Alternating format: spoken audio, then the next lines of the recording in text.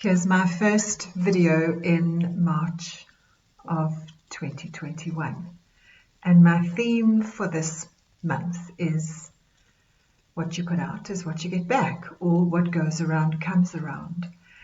And I'm not so interested in karma as I am interested in whether or not we are keeping ourselves kind to ourselves and kind to others.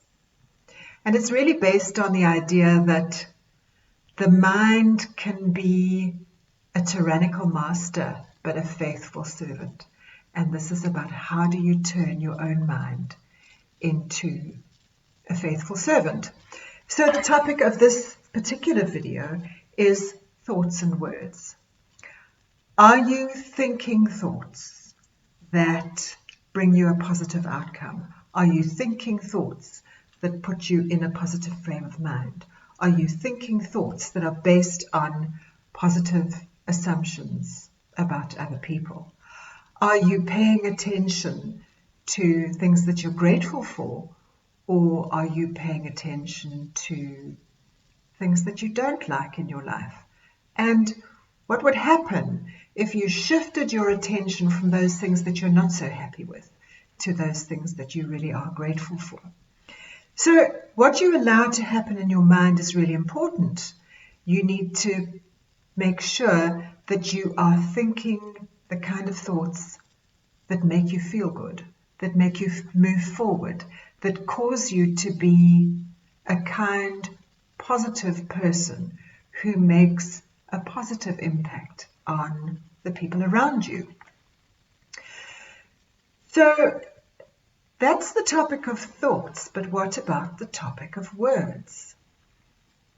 There is a beautiful piece of advice that I have read many times, which is, before you say something, ask yourself, is this true? Is this kind? Is it necessary? And is it helpful? And if you can't be certain that your answer to any of those questions is yes, perhaps you shouldn't say what you had in mind to say. I have another maxim, which is, just because it passes through your mind doesn't mean it should pass through your lips. Just because you think something doesn't think you should say it. Because often what you think is based on your assumptions. So for example, an event happened, something set you off. You thought some unkind thoughts about the other person, and you made some uncharitable assumptions about what that event meant. And what that did was it set off a feedback loop in your own mind where you start to look for further evidence that your uncharitable assumption is true. And of course, what you look for is what you find. But it's still based on an assumption. And I want to suggest that we take a leaf out of Nancy Klein's book.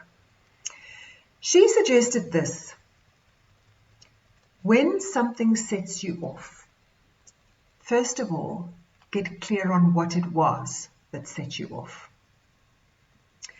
And then ask yourself, what are you assuming about what this means? And this is where the fun happens. Once you're clear on your assumption, you ask yourself, is it logical? Does this assumption make sense given what I know about myself, about this other person, and about the world? There's your first question.